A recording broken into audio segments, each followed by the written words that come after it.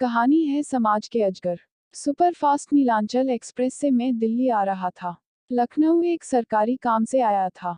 वैसे तो मैं उत्तर प्रदेश सरकार का नौकर हूँ, लेकिन रहता दिल्ली में हूँ। दिल्ली स्थित उत्तर प्रदेश राज्य अतिथि गृह में विशेष कार्याधिकारी के पद पर कार्यरत हूँ। इस यात्रा के दौरान मेरे साथ कुछ ऐसी घटनाएं घटित हुई जिन्हें अप्रत्याशित कहा जा सकता है। मसलन लखनऊ में मुझे जिन अधिकारी से मिलना था, उनकी पत्नी को जानलेवा दिल का दौरा पड़ गया।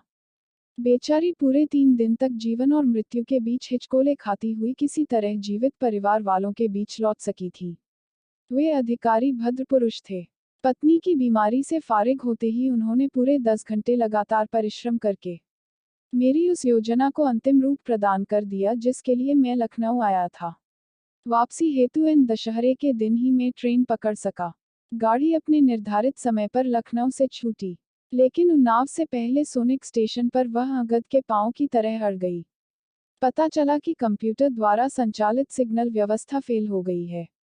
प्रथम श्रेणी के कूपे में मैं नितांत अकेला था। कानपुर पहुंचने से पहले ही मैंने अपने थमस को नींबू पानी से भर दिया था। लगता था कि आज के दिन मुझे कोई सहयात्री नहीं मिलेगा। एक बार अच्छी तरह पढ़ी हुई पत्रिका को फिर पढ़ते हुए दिल्ली तक की यात्रा पूरी करनी पड़ेगी। वैसे मुझे पूरी उम्मीद थी कि मेरा बेटा कार लेकर मुझे लेने स्टेशन आएगा।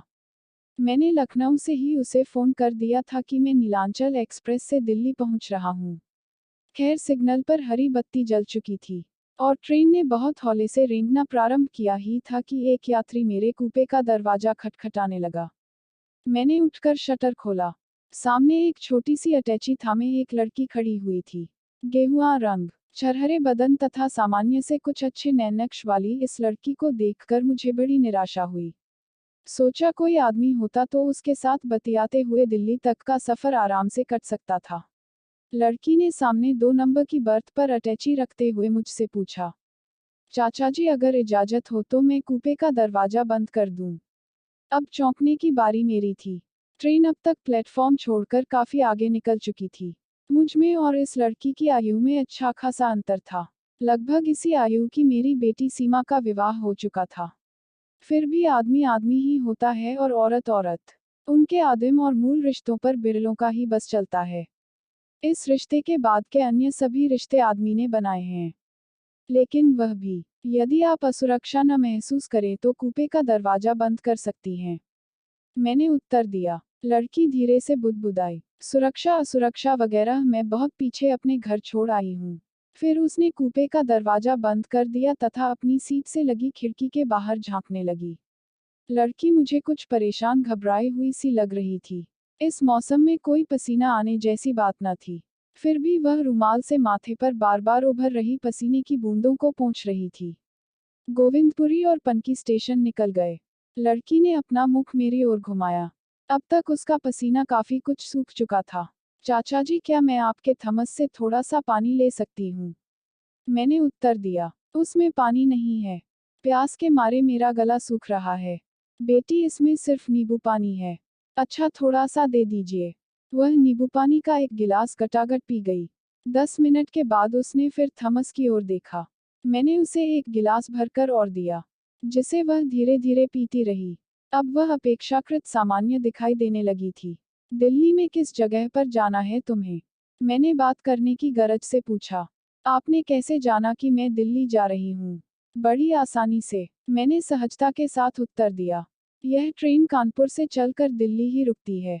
ओह, लेकिन तुमने मेरी बात का जवाब नहीं दिया बेटी। उसने उत्तर दिया। नहीं मालूम कि मुझे कहाँ किस जगह जाना है। और तुम अकेली सफर कर रही हो? हाँ, दिल्ली में अपने जीवन में पहली बार जा रही हूँ। मुझे लगा कि कहीं कोई ना कोई गड़बड़ जरूर है। यह लड़की शायद अपने आप को किसी बड़े संकट में डालने जा रही है।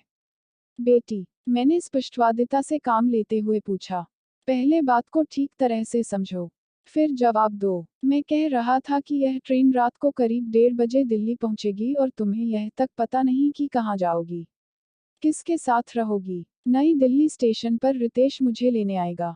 कौन रितेश? रितेश मेरा प्रेम, मेरी जिंदगी, मेरा सब कुछ है। तो तुम अपने घर से भागकर आ रही हो? फिल्मी संवाद की शैली में उसने उत्तर दिया। आप जो भी जैसा भी चाहें निष्कर्ष निकाल सकते हैं। लेकिन मैं भागकर नहीं जा रही हूँ। मैं एक नया घर बनाने, एक नई जिंदगी शुरू करने जा रही हूँ। दिल्ली में नया घर, नई जिंदगी। कुछ रुककर मैंने अगला सवाल किया। तुम्हारी उम्र क्या है? 18 वर्ष और कुछ दिन। हाई स्कूल का प्रमाण पत्र है मेरे पास। इसका मतलब यह हुआ कि तुम कानूनी कीलकांटे से पूरी तरह से लैस होकर अपने घर से निकली हो। फिलहाल इस बात को जाने दो। यह बताओ, तुम पढ़ी कहाँ तक हो? इंटरमीडिएट, प्रथम श्रेणी। मुझे 3 विषयों में विशेष योग्यता मिली है। अरे तुम्हारे सामने चिकनी सड़क जैसा उज्ज्वल भविष्य फैला हुआ है। फिर तुम यह सब क्या करने जा रही हो? चाचा जी, मुझे कोई प्यार नहीं करता। ना पिताजी और न ही माँ। दोनों की अपनी अलग दुनिया है। किटी पार्टी, क्लब, देर रात तक चलने वाली कॉकटेल पार्टियां। मेरे अलावा दोनों को सब कुछ अच्छा लगता है। उन दोनों की एक एक बात मैं अच्छी तरह से जानती समझती हूँ। लेकिन घटिया बातें अपने मुंह से आपके सामने कहना क्या आसान होगा? चाचा जी, घर के नौकरों के साथ मैंने अपना बचपन बिताया है। मेरे माता पिता या तो घर में होते ही नहीं हैं, और यदि होते भी हैं तो अपने अपने शयन कक्ष में सोए पड़े होते हैं। अब मैं कैसे कहूँ कि मुझे बचपन में ही बहुत खराब हो जाना चाहिए था। यह करिश्मा ही है कि मैं आज तक ठीक ठाक हूँ। अकस्मात मुझे लगा कि चारों तरफ फैलती जा रही शून्यता के बीच मेरी प्यारी बेटी सीमा मुझसे बातें कर रही है। बेटी, तुम्हारा नाम जान सकता हूँ? आरिका नाम है मेरा। रितेश को कैसे जानती हो? मेरे मोहल्ले का लड़का है। कॉलेज में मुझसे आगे था। एमए कर चुका है। वह करता क्या है? कुछ नहीं। तो फिर दिल्ली में तुम दोनों खाओगे क्या? रहोगे कहाँ? मैं तो समझा था कि रितेश दिल्ली में कोई नौकरी करता होगा। उसके पास रहने का अपना कोई ठिकाना होगा। आगे की कहानी देखिए अगले भाग में।